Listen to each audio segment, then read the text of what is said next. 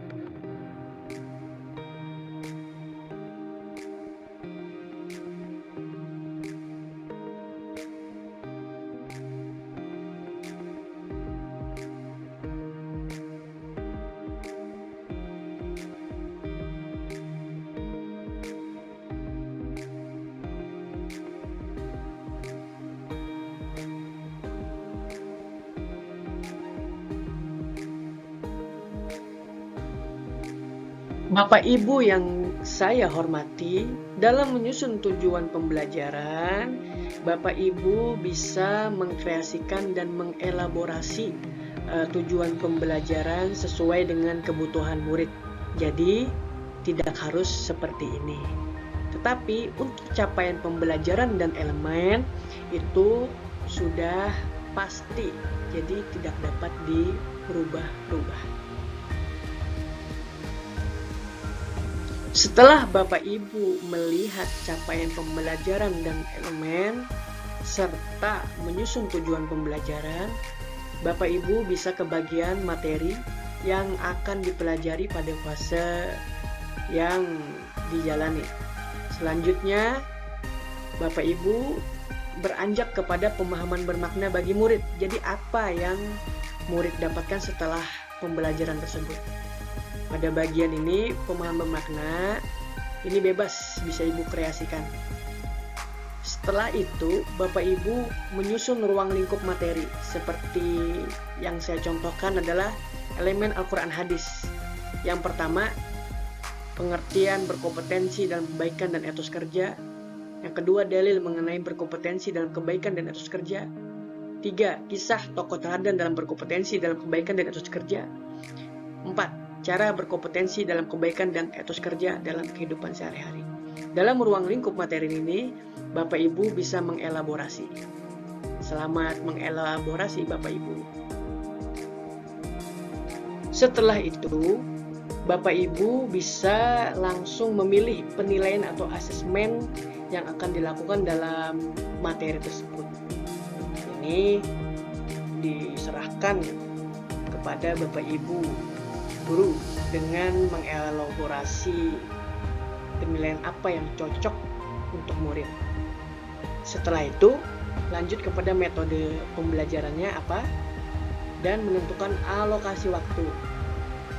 Setelah itu, kelas atau semester dan memilih profil Pancasila yang cocok dengan pembelajaran Bapak Ibu.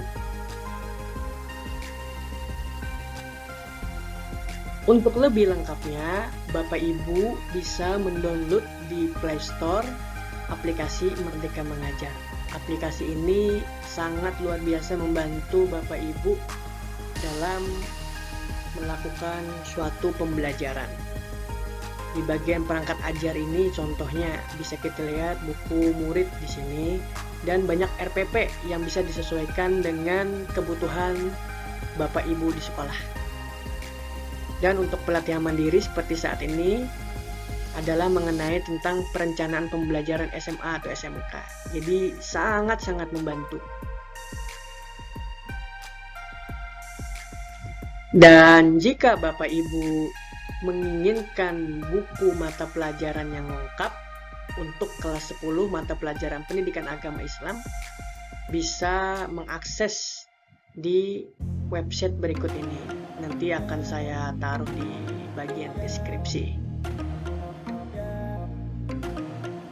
Terima kasih banyak atas perhatiannya. Minta maaf jika banyak kekurangannya. Dan saya sangat menunggu saran-saran dari Bapak Ibu untuk kemajuan mata pelajaran pendidikan agama Islam. Salam bahagia dan hebat untuk seluruh guru di Indonesia. Semoga ilmu kita mendapatkan keberkahan dan manfaat.